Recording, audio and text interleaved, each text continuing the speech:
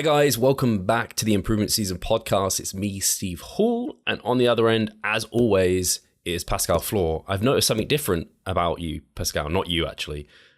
Ludwig van. Yeah, exactly. This is my old band, and as a wedding gift, Jasper. So he was the singer and also lead guitarist or guitar player, and as a present, they've created 5 of those. So for each band member and also our manager, we produced that special edition of our very first play together, and that's why I thought I need to set it up somewhere.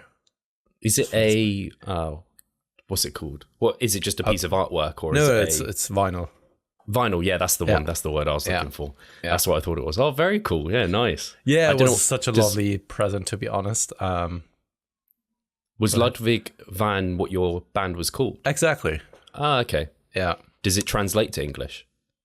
I mean, it is from Beethoven. I see. It stems originally, though, from Stanley Kubrick's movie, Clockwork Orange, where they have 4 guys, the Drooges, I think it was. I haven't watched this movie in, 15 years now, so it could very well have the wrong name for the group of 4 guys. And the main protagonist, he's a massive Ludwig van fan, so Beethoven fan, and he's then being kind of tortured, but for psychological treatment. So whenever he's actually then listening to Beethoven or the songs of Beethoven, he's actually then getting nauseous, getting very kind of anxious as well at the same time, so that he can't really go out and do harm to other people, because those 4 guys, they were pretty brutal, to be honest. And yeah, so it is all stemming from Clockwork Orange, the movie, where then, of course, Beethoven and all that kind of stuff. So yeah. I know the movie name, but I don't know if I've seen it. Funny enough, me and Charlotte, I said to Charlotte, I was like, rather than watching another like a series on Netflix, let's go through a top 100 movie list or something. Yeah. And she was working through them, and she was like, have you seen this? Because I've seen it. And I was like, I don't know. I know Definitely the name, but I don't know if I've seen that. it. If you're having the top 100 list from, for example, IMDb, which is pretty good. They have some very good movies, and they're kind of classics of movie history that you need to have watched at least once. And in my opinion, when it comes to Stanley Kubrick, if you're just a little bit into movie making, which I'm not, by the way, I'm not a movie maker or anything alike, but of course I appreciate when a movie is well done. And Stanley Kubrick is kind of an artist when it comes to that, especially when it comes to around kind of music or musical elements that then underline the scene and also the composition. Everything was very well thought through. He didn't really leave anything for random chance. He had a kind of control over the entire kind of things that he's been doing very intentionally, also with the camera movements and all that kind of stuff. And I mean, the best or one of the most famous movies from him is The Shining, for example, which is, of course, a classic. I don't know if I've seen The Shining or not, but I'm not good with horror films. I used to be better. I used to be able to watch them, and now I'm an adult. It's the opposite way around. Now I've grown up, I'm fuck, I can't deal with this shit. When it comes to horror movies, and I said it in the past already, I hate those modern horror movies, which is just kind of shocking or trying to shock you the entire time, which I don't really find scary at all. The most scary thing is your own kind of fantasy and your own mind. And when the movie director or the creators of the movie, in general, the entire team behind it, are able to play with your mind, is much more scary, that I think, than just shocker movies, And yeah, I mean, kind of Shining is to some extent like this as well. It has a lot to do with him kind of going crazy, of course, and what is the purpose behind the house, for example, what kind of impact has the house on him. And you can, of course, kind of also relate to that situation as well. And that is, most of the time, I find the more compelling horror stories. There is also, I think I've talked about it in the past, there's I think he's now 17 or 18 years old. When he was creating that series, though, over on YouTube, he was 16, which is absolutely mind-blowing. He has created an entire series about or Behind the Back Rooms. I don't know if you've ever heard about this.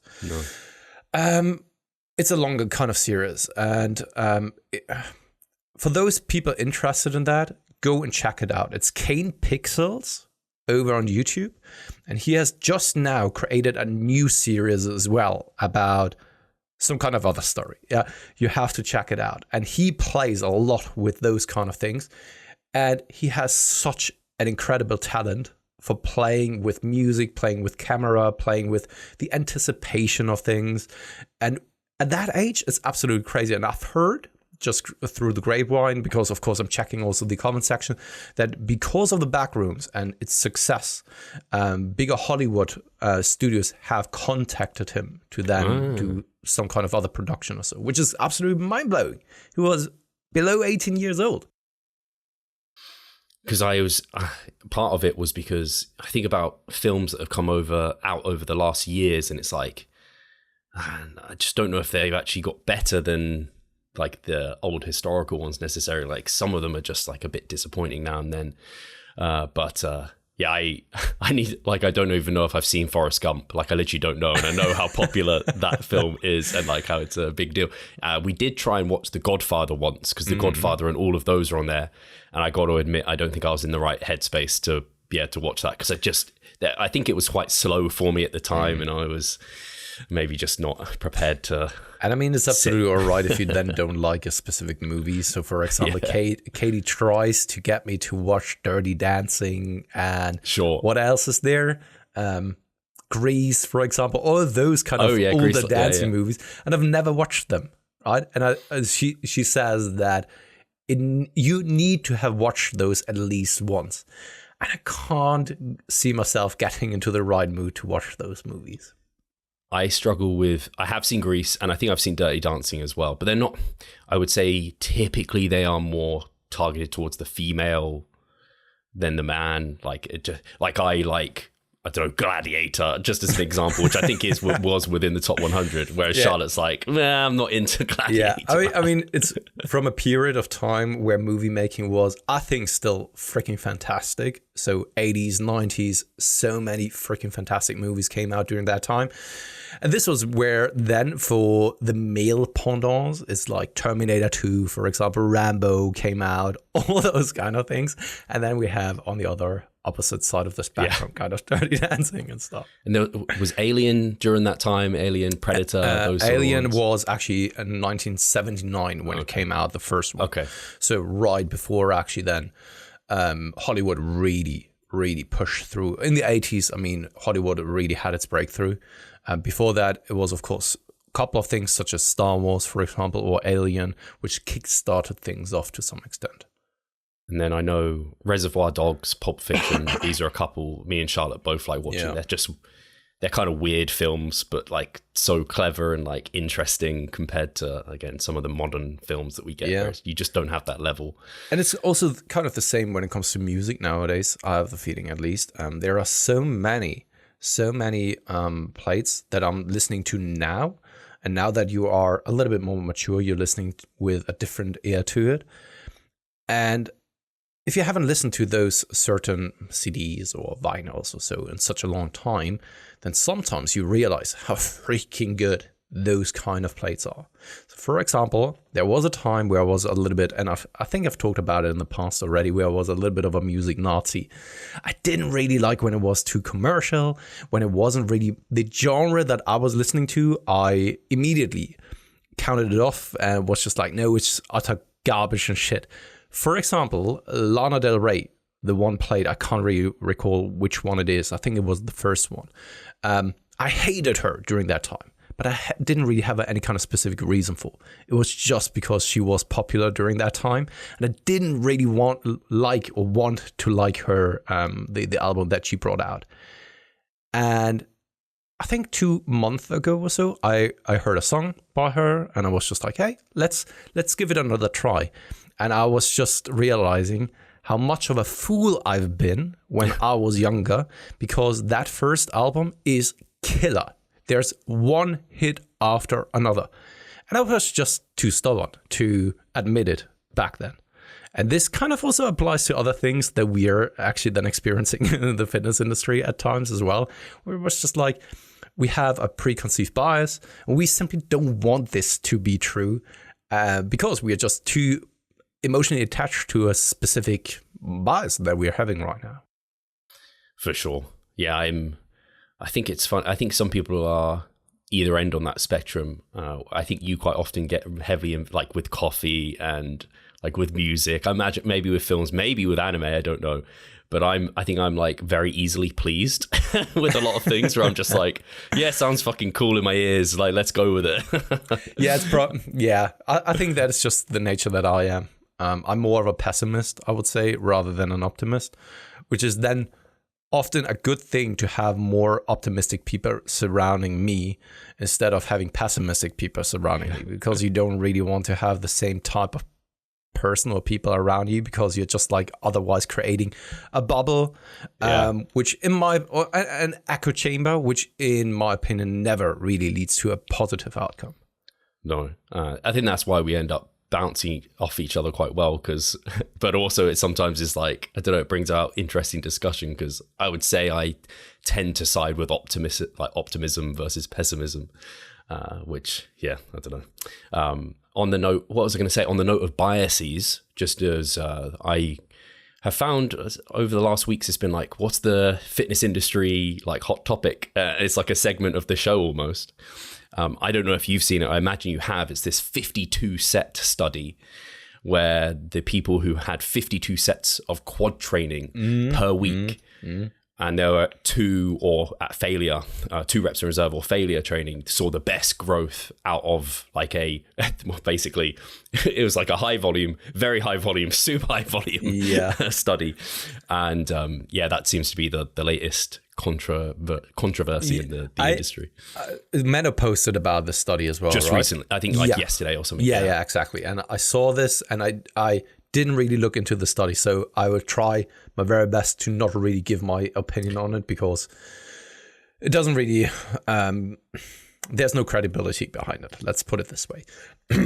But the only thing that I saw was like 20 sets versus, I think, what was it then, 32 versus 4. I think it was 52 was the max. Yeah, and I can't remember I was just like 52. That's the one I remember. I think the lowest volume was 20 sets per week, and I was already like, who the hell is able to survive remotely on 20 sets per week? Right? I mean, I could see it if that's the only thing that you're doing, and of course, depending on the body part and all that kind of stuff. Right, we're just doing something for delts, for example, but then it's very hard to measure overall the differences. And this is also then where people in the comment section said like, why do people do such ridiculous studies? Because you need to actually have kind of a little bit of ridiculousness in it to see the differences in the outcome. If they were too close together, you couldn't measure the differences, and that's why the study design is most of the time the way that it is, in order to achieve and force kind of differences in there. But still, I mean, 20 sets, I was just like, holy cow. It goes back to my kind of pet peeve when it comes to the general recommendation between 10 to 20 sets per week per body part, where we've talked about it, Steve, especially for the lower extremities. It's more so in the range of like, if you really want to generalize it, 5 to maybe 15. If you just put it onto the hamstrings, it's more like 2 to 10. And that's why 20 as the lowest set number was kind of who. I was trying to think what my hamstrings are at right now as you said that. I think I'm at 3 plus 1. Okay, yeah, I'm at 7. Yeah. So yeah, I landed within that. And when you said like, if I was to generalize, I was thinking 6 to 15, and you said 5 to 15. So I was like, yeah, 5 to 15 actually makes even better sense. Yeah, and for me personally, hamstrings is also at 8 for the time being. And I think that this is also something that we've talked about, that both you and we don't really experience a lot of metabolic disruption when it comes to the hamstrings, such as other people who only do like 2 sets and they are basically sore for the entire week. And that's why I'm also think that I'm erring on the side of the higher spectrum of that volume range, but everything beyond 10 sets for the hamstrings, I don't know. I've been there, and I think that it had more to do with the quality of my sessions and the way that I was able to target and train my hamstrings, rather than me being able to handle that or needing that amount of volume. Yeah, I want to bring on, because I saw it was basically Dr. Pack and Milo were initially kind of posting about it. And they also said, I think it's Jake and Zach from Data Driven Strength are working on a meta-analysis, a new one on like volume recommendations, I think.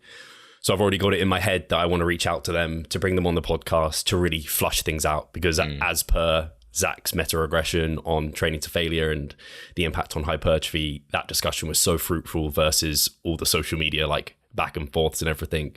But yeah, it was wild because it was like that many sets for lower bodies, so hamstrings and quads, and then like their upper body, like you said, they could have just been specializing, that's all they did, but they were left to their own devices to train upper body. So I'm sure they were still doing some upper body work. Yeah. So it's just kind of crazy. And like 2-minute rest periods or something like that were in there. I don't want to say too much because similar to you, I've had a client ask me of my opinion on it. And I was like, I can give you my like opinion, but I've seen some hot takes and like some summaries of it, but I haven't read it myself. But it's one, the like thing I always come back to is like, remember, it's one study. This shouldn't change your complete outlook on things. It just goes with the rest of the body of literature. And it's like, interesting. But I know some people are critiquing it because the measurements of hypertrophy were too close to when they finished. So then there's like the influence of just edema and that sort of thing. I don't know how of a good critique that is. I don't know if that is something that's significant or not. Yeah, and I mean, this is always kind of the criticism, which is, I think, valid when it comes to those higher volume studies. And in the end, this is something that both you and I have discussed a couple of times already. I'm a practitioner. I'm not a scientist. I'm not a researcher. It doesn't really change a lot of how I'm programming things, how I'm doing things, the things that I'm observing with my athletes. Not really. And this is where my bias has more so shifted towards being a little bit more anecdotally based rather than evidence. Well, the scientific evidence based, simply because I work with a specific demographic. I have kind of my sample size, which is very much also a little bit more in a controlled environment because we are working with a specific targeted audience. Hence why you can probably make better judgments based off of that rather than just a scientific study that you yourself don't really have any kind of insight to or control over. And even though that they are saying like trained subjects or so, right? You don't know those individuals and you don't have such a fundamental knowledge about those that you can base your opinion around that study in itself. That's why I think if you're a practitioner and you've worked with plenty of people already, then go off by anecdote and make kind of your methodologies and judgments around your personal observations. And this is where most successful coaches have done that. And I'm not specifically just talking about bodybuilding, but also other sports as well. Yeah. Yeah, and it circles me back around to when I said about when I was looking at some of my old programs and I did like 75 sets for back. And I was like, I know how I got away with that. My quality wasn't very high. My intent wasn't there. And like, that's how I got there. So it makes me think, like, I don't know how these individuals are lifting. I'd like to see videos. How controlled are they? How much intent do they have? How much focus do they have on the muscle? Because if you go through a set, you can even fail a set and actually been like 3-4 reps in reserve because you just were going through the motions. You weren't really concentrating. You didn't have any aggression or intent within the lift. And if you do that, like I can see how volume could just accumulate because you need so much volume to make up for the lack of intensity. Again, I can't say this is what happened, but when I think about how I got there, that's how I got there. Yeah. So maybe something similar was happening here. I don't know. Yeah. And also on that note, because we've talked about kind of a caloric surplus last week, it's kind of the same principle there as well. And Jeffrey just commented here in the morning about that it's not so much the surplus or the quantity of the surplus, but it's more about probably the stimulus, the training stimulus that you're providing.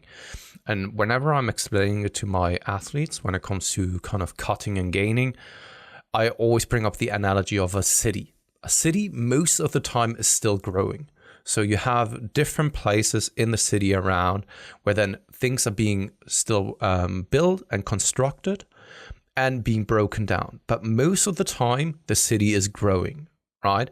And it's kind of the same when it comes to your body as well. You have, of course, different areas on the body, and there's always muscle protein synthesis happening, muscle protein breakdown, fat synthesis, fat breakdown, and that is always happening at the same time. And if you're putting yourself in a relatively net neutral or positive environment when it comes to nutrition and so, and you add the adequate stimulus to that, then the city is growing probably, right? While still things are being broken down. That is always a process that is happening at the same time. And that's why I think that training is just the absolute most important variable that you have to focus on. And I think that, and I'm not blaming anyone because we've been there as well, Steve, where we were maybe too caught up about minute things, about maybe even information overload. We thought that we had it figured out when in reality we still were able to learn so much more. And in the end, you will always then circle back to then figuring out that training is just absolutely the most mandatory thing, and everything else can be put on a back burner up until the point where you're then kind of 10 or 15, 20 years in. And then those other things, you realize you can put them in perspective and you realize that they aren't as important. This makes me think of the meme, and I've forgotten what the name is for the meme, but it's where you have like the super nerdy scientist on this end of the spectrum who says whatever science says, and then you have like the old school bro over at this end who says this, and then they come into the person who's like, I don't know, the Chad, the Giga Chad, the like superhero is in the middle. It's like, hey, in the end, everyone comes back and is like, has a bit from this end, has a bit from this end, and they meet back in the middle. And I think definitely I went from like this kind of bro-ish mentality here, went all the way over to the science side, and then as you've mentioned, we've kind of come back into this middle ground where it's like, yes, this is where we should be. Yeah, no, absolutely. Which brings me also to another point, because you said like, okay, what is right now in talks? And this is not really something that has been word of mouth for the time being, but I was thinking about warm-ups because one of my athletes was just asking me about it, because his warm-ups took him a long time, like 15 to 20 minutes in the gym in total, like warming up, getting the entire system warmed up and stuff like this. And I was just like, we haven't really touched on it in a very long time, but when it comes to warm-ups, I'm probably doing something that many people would say is not appropriate or the right thing to be doing. But I also am very skeptical about the reasons as to why I can't do that. So let me elaborate. That is, I'm going into the gym. So 1 rep max. Yeah. And then I'm leaving again. I know. So I'm waking up in the morning, right? I'm having my coffee, having my whey shake. I'm getting then on the treadmill for like 30 minutes. And then it's time to actually go to the gym. When I'm arriving at the gym, I'm not really warmed up. But my core temperature is enough in order for me to change, go onto the gym floor, put some load on the machine that I'm about to use or the barbell that I'm about to use, and then I do maybe 1 to 2 warm-up sets, and then I go for it. And many people are still under the belief of like, no, warm-up is super important. Injury prevention, warming yourself up. And I've heard it as well, and I've parroted that in the past as well, but I've never really found it to be the case. I've never really found there to be a difference of whether I'm warming up longer and then getting injured or not getting injured, or whether I'm actually training or just going for it. I've never really found a difference. I've never really found that one is more injury prone. I've never really found that with one I was able to perform better than the other. I didn't, right? And I don't know and this is me to be absolutely honest, I don't know the scientific evidence around this when it comes to, for example, what is the true purpose and the true rationale for a proper warm-up? Because all I know were just the things that I've parroted in the past. But that is a long time ago. Now I'm completely away from it, but we haven't really touched on warm-ups in a super long time. And I've just recommended to him, like, hey, maybe if you want to, hit the treadmill for like 1 to 5 minutes if you want to, just to get some blood flow going, get your body core temperature up. Then load a little bit of weight on the bar, feel it out, and go for it if you want to. And he tried it out. He saved like 15 minutes and said like he was just feeling absolutely fine. What's your take on the matter, Steve? Yeah, I thought I was going to be similar to you in this regard, because I have my like general recommendation that I kind of give to clients, which is like what you tend to see written in textbooks as a good way to warm up for like weight training. So it's like you said, kind of get your body temperature up, get like your heart rate up a little bit to get kind of prepared and get loose. And then maybe do some short static stretching, some dynamic stretching, and then maybe like a barbell or dumbbell complex, which I used to do, which I don't do anymore. And then, like you said, kind of acclimate the load up, like do a couple of, like, I don't know, 10 reps with a free bar, and then you slowly load it up. Like you're at 50% of your working weight for 6 reps, 75% for 8 reps, 90% for 3 reps. Do your 100% load for 1 rep and then go into your working set, something like that as a general recommendation. And I think that's a good place to start. But for me, like if I literally just give you my warm up, I will walk to the gym and then I'll go to my first exercise. I'll do, if it's upper body, I'll do some arm swings. I'll like hold onto a pole to like stretch my lat a little bit. I'll like stretch out my chest a little bit. And then I'll do exactly what you said. I'll just jump onto the machine and then just start, like, again, like I said, acclimate the load up slowly, just feeling out, not like it's warming up, not fatiguing myself. And then I'll go straight into a working set. So my actual warm up is probably, I don't know, it's 5 minutes or less. That's like how it is. For lower body, it's the same, but I'll do like leg swings. Maybe I'll do some lunges, maybe some short static stretching on like the calves or on the hamstrings, but like less than 30 seconds.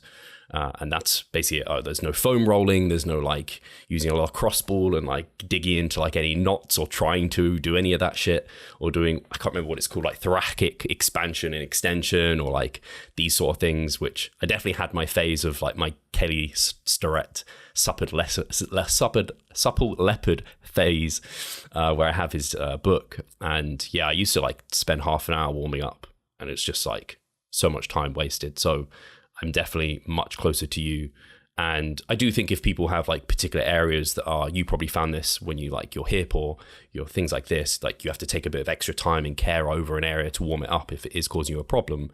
But if you're otherwise like fit and healthy, like a warm up, 5 minutes, and you should be fairly good to go, I think, for most people. Yeah. A couple of thoughts. First and foremost, I could see a rationale for it if you're kind of a powerlifter or Olympic weightlifter. Olympic weightlifter, where you need to really get into a proper position, because if you're just like by 1-2 centimeters off, you can't really hold the load that well anymore. And it's a highly technical kind of, or skill-based sport. And same, you could say the same about powerlifting as well. If you're using those very, very heavy loads and you're just kind of misgrooving it to some extent because you, I don't know, maybe there is a little bit of a stiffness going on or so, then I could see that you're putting yourself maybe in a compromised position. And also if you're handling that much load, of course, I would recommend that you load or work your way up to it, right? You're not just going in there doing kind of 2 sets with, when you are aiming to do 350 kilograms on the deadlifts or so, right? But for bodybuilding, to be honest, especially natty bodybuilding, we are not using, at least not we. There are, of course, certainly people out there who are very, very strong, but that is the rare exception, I find, when it comes to natty bodybuilding. And because of this, I always think like, is there a really good rationale then for spending a lot of time kind of mobilizing, getting ready for, I don't know, a machine press or something like this?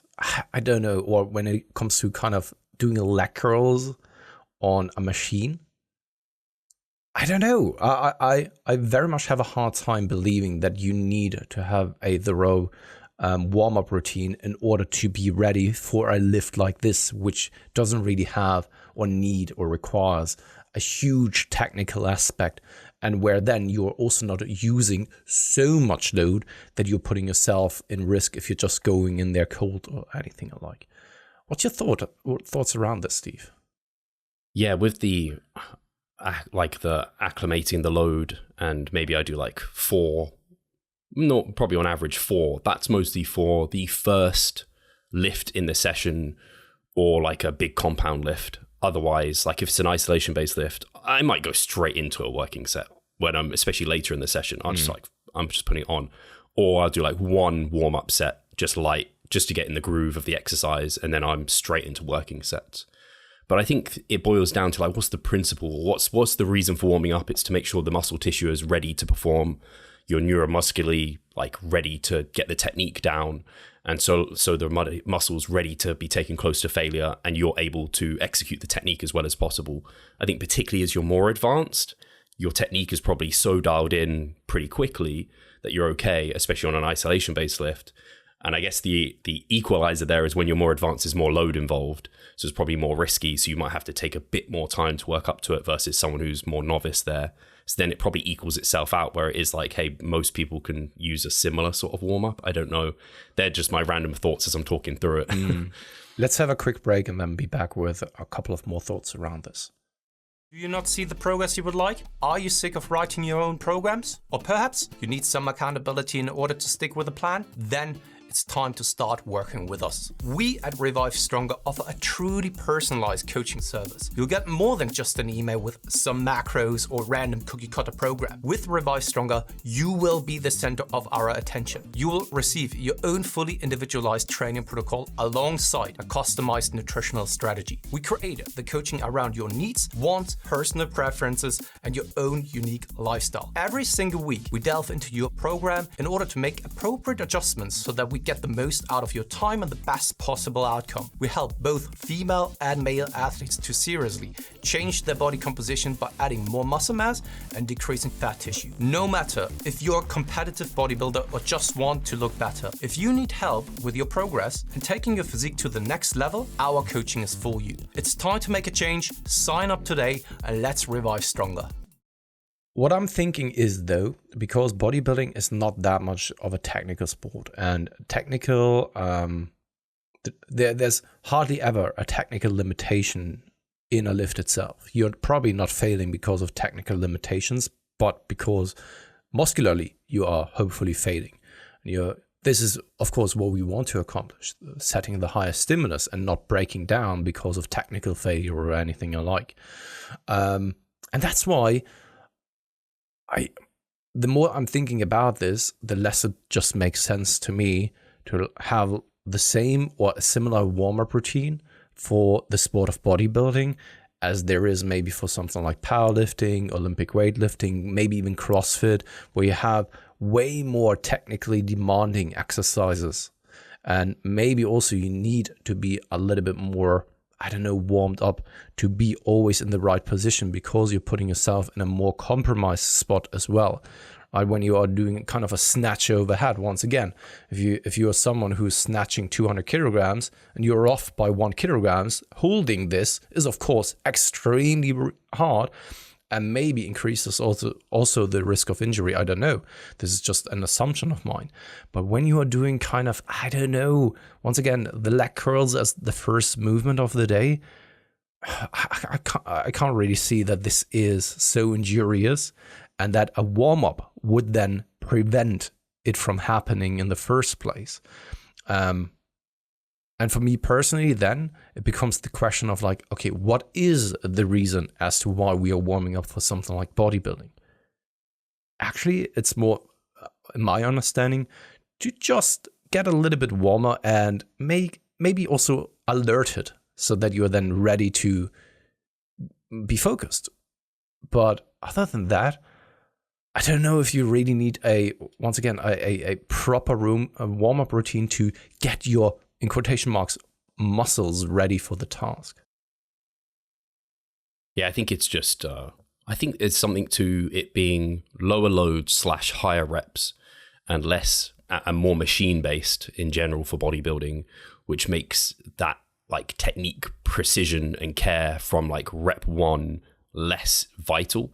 Like if you have a set of 10 plus reps, like the first rep doesn't have to be so technically precise. And if you're slightly off, like you're not going to get your next triple, like 3 reps, or if you have 5 reps or less, it's less concerning. Like you can always misgroove a little bit within a set of like 10 to 20 or 10 to 15 or something. It's like, hey, I can just correct that the next rep. It's okay. Whereas if you're misgrooving on like a 5 reps or less, it's like, oh shit, like you need to rack it now because this is just not going to work for you, especially in a machine. Like it's just an easy thing to do. And you're so locked in machines too. So I do think there's a bit of difference probably from a machine to like a free weight. And a lot of bodybuilding is like more cables and machines for a lot of people. It depends on the person, of course, but they're just a little bit easier to have the technique because it's just your set and you can kind of go. Yeah, that's what. And once again, I could be, because I don't really know that much about the scientific literature when it comes to that. I could very well misunderstand the purpose behind a warm-up for bodybuilding. Could very well be.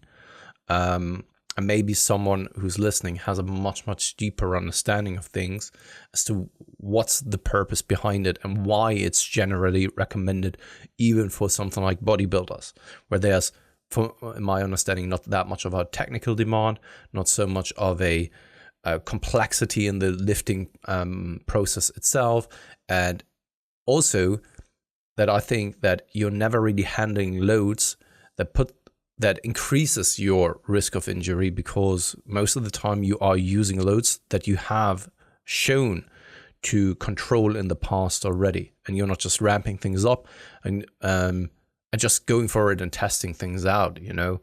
Often there's a very high controlled environment. In my personal experience, though, it's not just moving weight from A to B.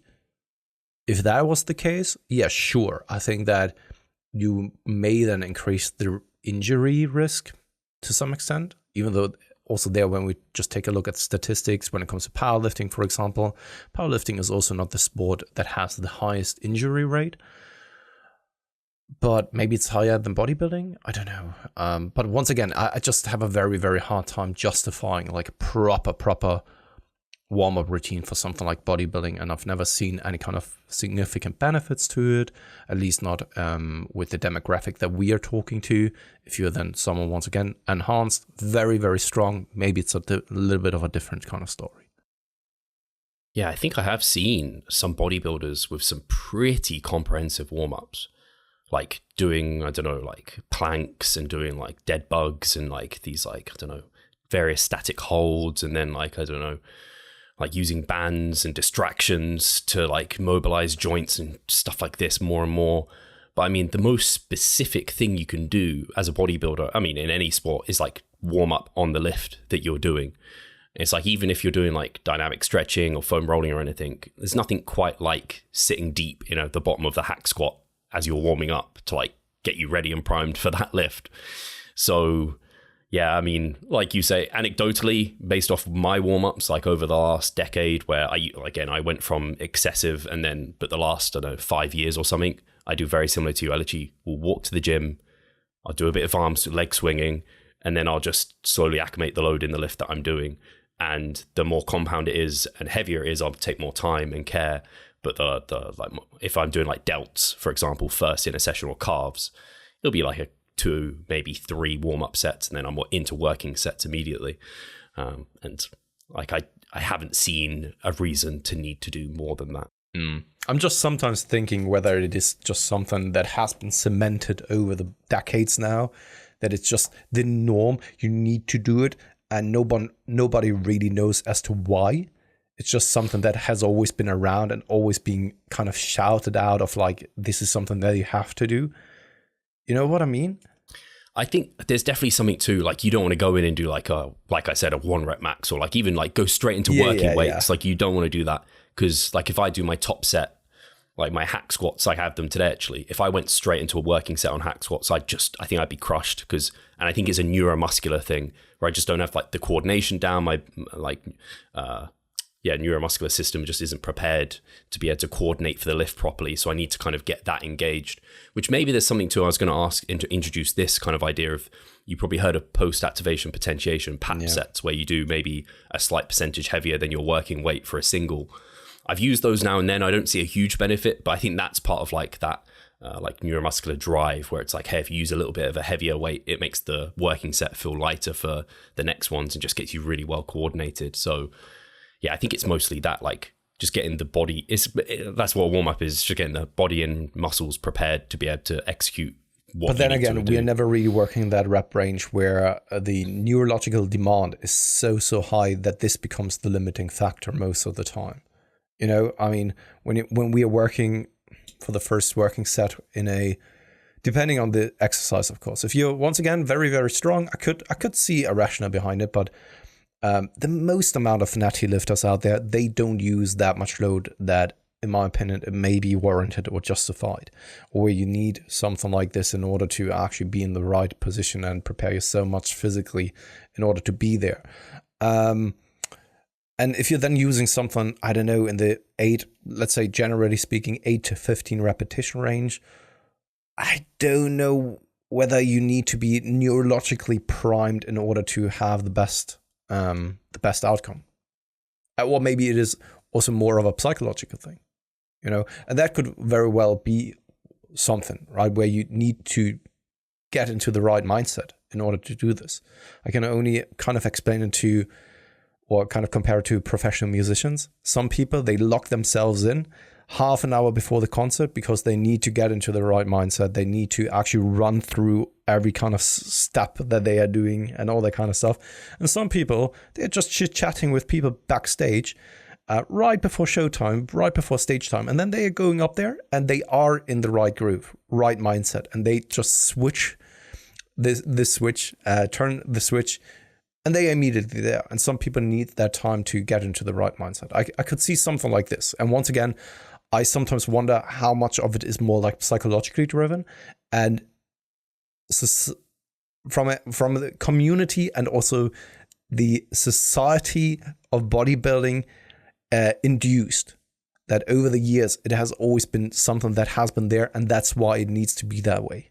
Such as we can probably think of other examples that has been around, especially also Peak Week, for example, that stem from bodybuilding like ages ago.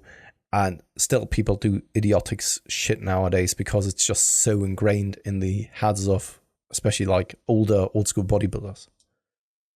Yeah, it's hard for me to comment on because anecdotally, it's been so long since I've not like ramped up load and like slowly decreased reps as I'm going for like a big compound lift. But definitely I wouldn't feel like if I was to do that today and I would just go into like say my quads were warm for whatever reason, I just warmed them up and I went into my like top set weight or my weight for hack squats and went for a working set immediately. I feel like it would be a shock to the system. I wouldn't feel like confident. Like there's something even just psychologically building up and warming up and doing like a single at your working weight and be like, oh, that moved well. There's something psychologically good to that. And I mean, yeah, I'm not the strongest, but like it still feels fucking heavy when you're going close to failure on like a hack squat. What's your approach if you're doing like hack squats or like a heavy compound like RDL, something like this? Do you just go like one like warm up and then straight into it?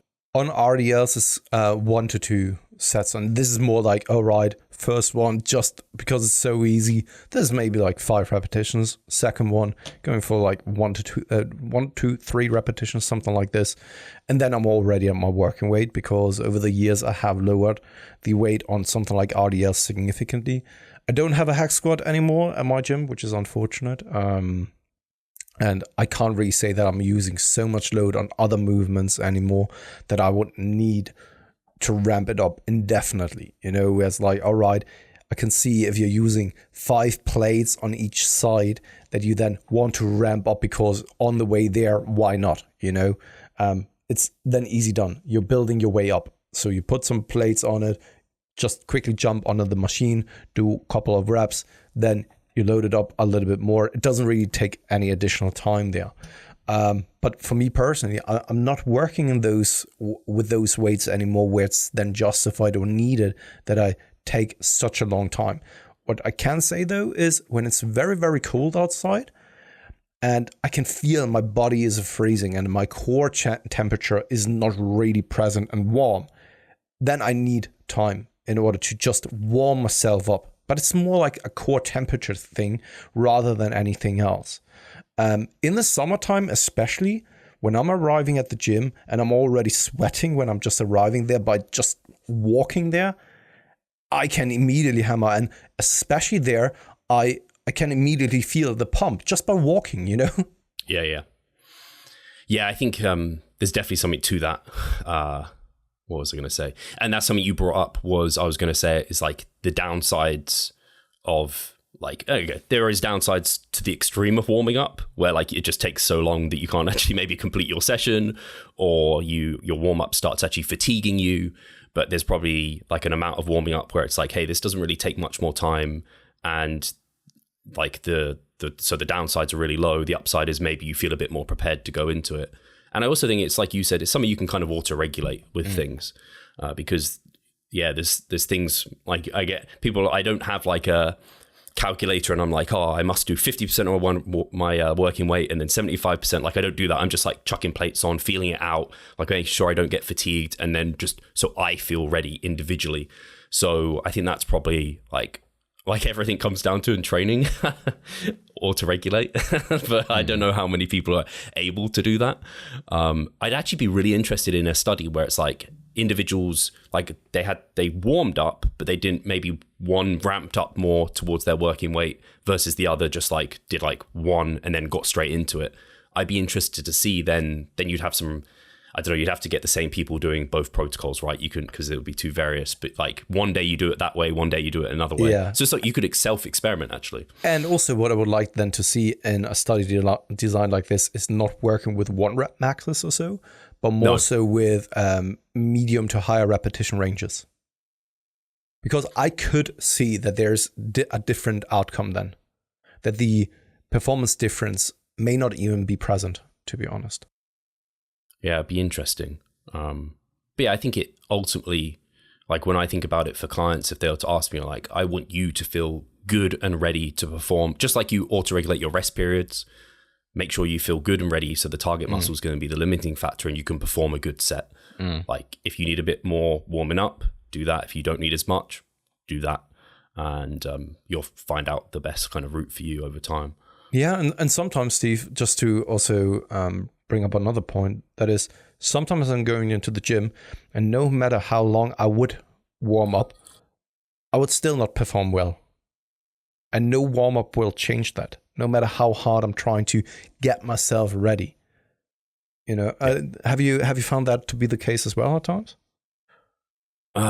Yeah, when I'm kind of nervous for today, to be honest, because I have hack squats as we're talking through it, and it's getting me nervous even thinking about my warm-ups for it, which tells you everything, because I've got a little bit of a cold, and so like that impacts how I think I'm going to feel. So like actually it's a really good example of one where it's like, hey, I need to feel it out when I go into the gym, and I'll kind of know as I'm going through it, and I'm hoping it will build confidence, but I'll also know if I'm feeling like trash, like no matter how I would warm up, it's going to be a trash set. Like it's not, a warm up is unlikely to make or break your performance. It's more a case of like, as long as you're, like we've said, like make sure the muscles are warm and they've been challenged with loads so they're ready to be able to take on the lift. Like, but doing like a special warm up isn't suddenly going to make my performance go well if I'm sick and fatigued and I never perform well.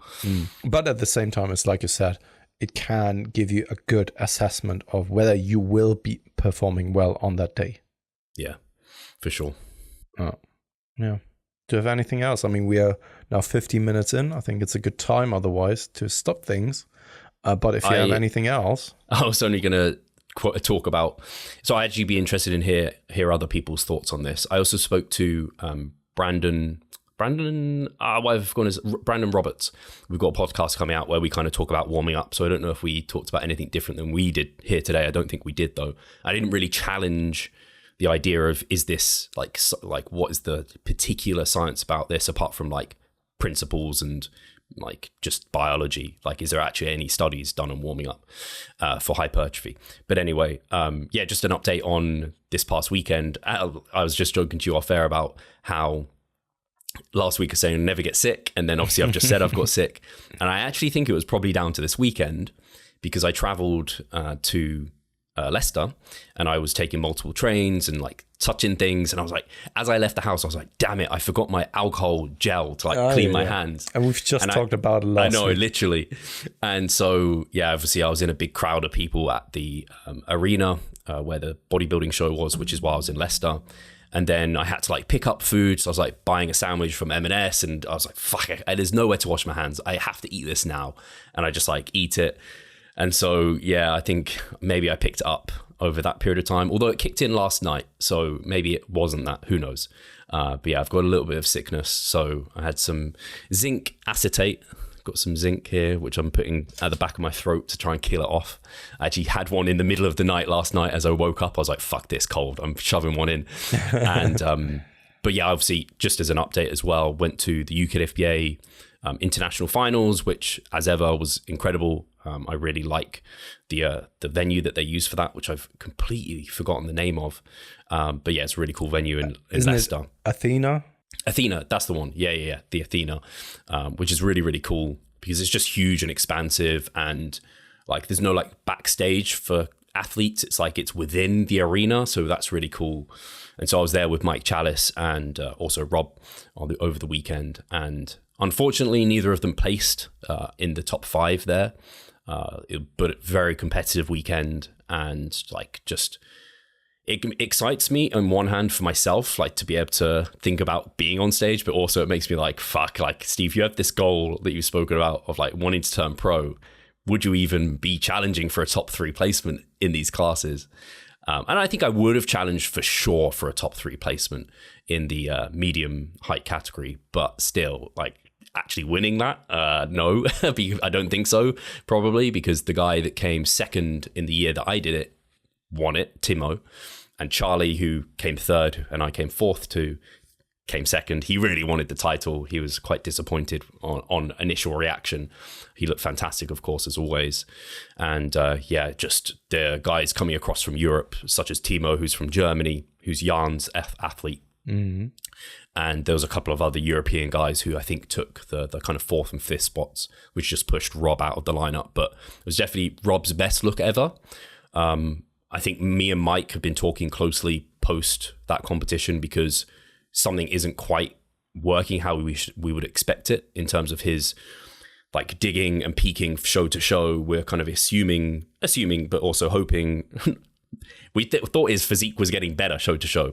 It seems like it wasn't necessarily improving the rate that we wanted to, and it was very apparent to me in seeing him in person and talking to him and really diving into things and getting more information from him. So we've already started reversing up into the WMBF. Rob is digging this week, and then we'll do a progressive linear load probably into the finals. So it's probably both of their finals in terms of their final show, unless one or both qualify for Worlds. I don't know if they're actually able and willing to do Worlds, but obviously that's always like a potential outcome too. So it's an exciting few weeks. I've got a number of clients. I've got Mikal competing, Dean competing. So it's going to be busy, but it's all going to end in a couple of weeks too. So it'll kind of be a bit of a relief in some ways over Christmas, I think, and December. And then we've got our Revive. As always. I was just going to say we've got a Revive get together, which I'm very excited for, which I need to remind my athletes of at least, because I think some of them have potentially forgotten about it or missed it. I don't know how many people have even signed up to it yet, but I think quite a couple of ones. I think that we will right now be at around, I don't know, this is just from the top of my head, 13 people or so. Oh, wow. 30? Yeah, so we could get up to 20 quite easily. Yeah. And we are renting out a gym privately so that we then can have a great session together with past clients, but also current clients of ours, and just have just an easy time together without any kind of major stress from a scheduling perspective. Because whenever we are doing the London things, it's very, very tightly scheduled. and often you don't really have the time to chit chat a little bit, take things a little bit more easy and relaxed. This is why, for the first time ever since before COVID, we are able to do this. Yeah, it's no pressure. Whereas with the London seminars, like, we're working. Whereas this is not work. This is just fun for us, and our clients are coming too. So I don't feel like I have to, like, I don't know, be a certain way and like make sure certain people are here or whatever. It's just like, hey, just we come have fun, chit chat, and enjoy. On that note, you can still sign up for coaching if you want to participate. If you want to come like this, just head over to revisestronger.com, online coaching, and then we actually schedule a call and get you signed up so that you are eligible in participating and coming to then the very exclusive coaching event. And especially on the note of competing, if you are looking at next season, man, you better be reaching out to your coach, whether that's us or another coach, ASAP, because I've had a few people this year who've signed up maybe a little bit later than what would have been ideal, and you just can't quite help them in the best way possible. And when you can build up that like rapport and that kind of understanding of things, it's so good. But yeah, I've learned a lot from this competitive season as well. But yeah, I'm super excited for the London event. It's going to be so much fun. Man, especially also because the competitiveness in natural bodybuilding is just getting more and more fierce. It's just crazy. And if you're not planning in plenty of time, you will most likely have a bad time. And that then leaves a bitter taste in your mouth. You will probably start to hate something like bodybuilding rather than enjoying the entire thing. And if you then hate the thought of prepping for like 20 to 40 weeks, maybe the sport isn't for you to begin with. Because that is just what has to be done nowadays. If I just take a look at even juniors with the craziest shredded glutes coming in and all that kind of stuff. Like, oh man, did you see my story of Chris Palin? Yes, his glutes. I did. I've seen his glutes in photos before. I've never seen him in real life, and it's just nuts. Nuts, yeah. Completely crazy. Literally speaking. People, literally. So if people didn't see that, I mean, you need to look up Chris Palin on Instagram or, I was like, typically I'm like, hey, like, my bias is there's some like genetic outlier reason to why he is that way. But I was like, hey, Steve, don't be an ignorant like asshole. He was backstage. I went and spoke to him. Really nice guy. And I was like, so what did you do in peak week? What was like potassium, sodium, water, carbs? Like, what were you doing? I think he carb loaded for 3 days on like 600 grams of carbs or something. Sodium was high. Obviously, he ate a lot of sweet potatoes, so his potassium was high. So potassium, salt, carbs high, which is what I would recommend in a peak week anyway. Like, elevate everything to look as full and as tight as possible. The key thing that I didn't nudge him to mention, but he mentioned to me, was he struggles to be even 5 kilos above his stage weight. Bear in mind, he's 61 kilos on stage. So if he's 66, 67 kilos, he struggles even to maintain that because his metabolism is wildly high and he just drops weight really quickly. So this guy is just perma-shredded. And once again, we are coming back to kind of genetics after all. And of course, I don't want to take anything away from Chris. No. Incredible athlete, but yeah. Absolutely, right? But some people are made for certain things. It's either something like building muscle mass or getting absolutely shredded. And I think that you said it even at some point, to me at least in private messages over on WhatsApp, some people can get a level of conditioning that probably not everyone can achieve. I think that everyone can get gnarly lean, but there's still, it's kind of the same also when it comes to building muscle mass. Some people can get humongous. Everyone can get big, but not everyone can get humongous. Same goes for a level of leanness that not everyone is able to accomplish. And I think that this just goes to show there as well. And I also think that when it comes then to kind of prepping, you need to accept that you probably have to then diet and prep for a longer period of time. If you want to have a good time, you need to do your due diligence, because otherwise you're doing yourself a disservice. You can either increase the likelihood that you enjoy the entire time, and that is even though that it comes at the price of maybe prepping for longer, or you have a little bit more of a satisfaction of prepping shorter, but on the flip side, you're not doing as well, and by that, having a bad time, right? So what's the lesser evil here?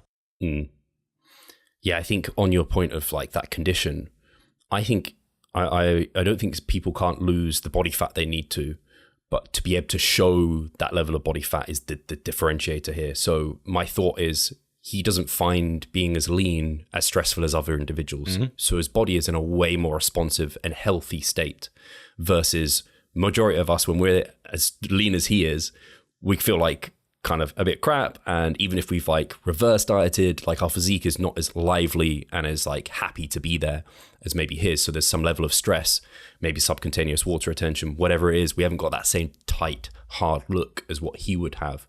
And that's what I think it is. And that brings me back to your point too. Whereas if you diet really aggressively, it shows in your physique because you look deflated, tired, and fatigued. Whereas if you have a bit more time, you do a Dirk, get ready early, and then you can start filling that tank. And again, Dirk is a good example of someone who, like, again, he struggles a little bit, pushes body weight up in his off season. He gets lean more comfortably than other people. Same with Alberto Nunez as another example. You might even put me in that example a little bit too. Like getting that level of leanness isn't as challenging. I'm not at the extreme of where I can get my glutes looking like some of these guys. But yeah, I think there's something to that individual who just can, because you and me, Pascal, we could diet as fucking our asses into the floor for as long as we want. And we're never going to look like Chris Palin, are we? No. Especially on someone like me, for example, because I'm first and foremost getting older, and then the skin isn't as tight anymore if you don't have the muscle mass to back it up. Chris is 41. Yeah, but Crazy, I mean, right? Yeah, totally. But when he has always been on the very lean side of the spectrum, I don't think that he ever was in a position where he stretched his cells, so the skin to that extent that I think it's kind of like just, those balloons, some balloons where you blow into it and you can immediately feel the tension because it's just a tiny balloon, and you know that you can't really blow it up much. But then you have those balloons that are made for being huge, right? And you just blow so much air into it. And if you touch it, it never really gets that tight feeling and also look in general. And it's kind of the same there as well. There's someone I'm thinking of who is exactly that way, where he's an incredible athlete. Here he is. And he might listen to this, he might not. Malcolm Cooper. So strength school coaching. He, like, incredible athlete, really well developed. He's a pro. He recently won like a pro show as well. So incredibly competitive. He's got his glutes in from the rear, but I wonder if he's been in a similar position to you where I think he has been quite overweight in the past. So he has this, it's not as tight as what you would expect those glutes to look like. And I think it probably is a skin type of thing where he's just pushed his weight so high in the past for whatever reason that was for him. And he can't quite get that there. I mean, it brings me back to why I love bodybuilding, because everyone has these like pros and cons to, like for Chris, he hasn't got the most beautiful structure. When he hits like a side tricep, it's hard even for him to get into that shot, I think. And so it's like everyone has these like pros and cons. Their physique is like that top trumps of like you might win on this thing, but not on this thing. And that's why I think it's beautiful for that reason, where it's not like all set on one thing. That's true. No, absolutely. And on that note, I think that we can leave it at this episode. What I would be curious to know is, of course, especially around the warm-up thing that we've discussed, that people give their take on matter. And maybe some people have more valuable insight than, for example, me. And that would be highly appreciated as well, because I always love to get some new insights, especially from people who know more about me. So, and us, right, Steve? I'm not just speaking for me. So thank you very much, guys. I really do hope that you are feeling better, Steve, very soon again, that you're not completely annihilating and destroying yourself here today with hacks and just digging a bigger hole. And other than that, leave a like, leave a subscribe. And I've seen that a lot of listeners, I've just checked out the analytics over on YouTube, a lot of listeners are not subscribed. A lot, Steve. Like 50% of our listeners are not subscribed. So there are stalkers. Yeah, exactly. If you are one of those people, right, please. I know it sounds a little bit pathetic if I'm just like asking you. Just 3 pleases. Yeah. Please. Come on. Quite desperate, as if my life depends on it, on your subscription. But maybe it does, right? We never really find out until you're subscribing. So, guys, thank you very much. And I guess I speak to you guys soon. Cheers, guys.